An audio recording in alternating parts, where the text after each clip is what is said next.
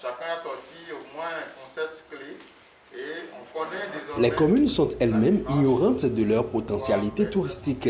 Mais avec les travaux au deuxième jour du séminaire stratégique sur l'entrepreneuriat touristique communal intégré, ETCI, les maires et autres cadres présents ont réussi à toucher du doigt un certain nombre de réalités. Ce séminaire de 2 jours nous a permis de nous réveiller et de passer concrètement maintenant à l'acte.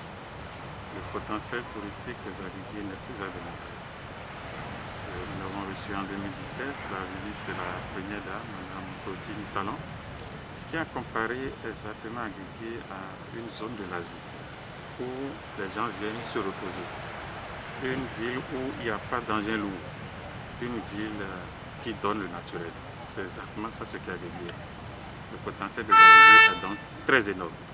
Et il est question pour nous dès maintenant d'agir. J'ai également compris que avec le fonds FADEC non affecté, on peut réaliser des infrastructures si nous faisons des projets pertinents et que nous demandons la dérogation spéciale de la CONAFI. On peut réaliser des infrastructures dans le domaine du tourisme. Et c'était ça l'objectif de l'approche développée par Éco-Bénin et ID Territoire. C'est une approche qui permet aux communes de connaître les outils qu'il faut pour développer un tourisme qui rentre dans le cadre du développement durable, mais également c'est une approche qui a permis de donner les instruments financiers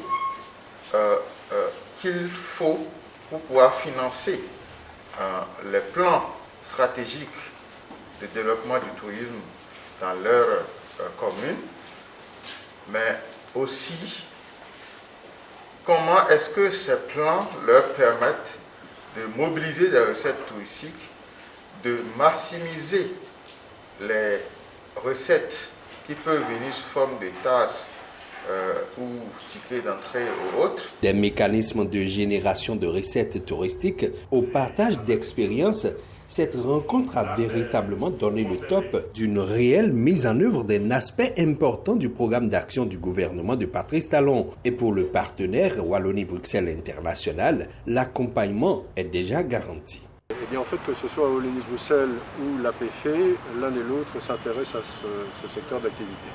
D'abord parce qu'en tant qu'agence de coopération ou administration en charge de la coopération internationale, on est évidemment très attentif aux priorités du Bénin.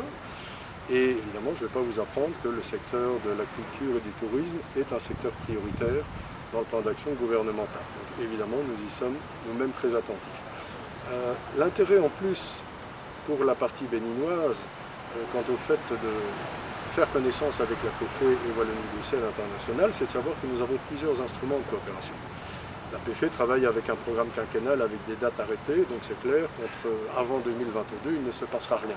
Mais ensuite, de 2022 à 2026, on sera dans une logique à 5 ans, et là, on peut déjà s'y préparer.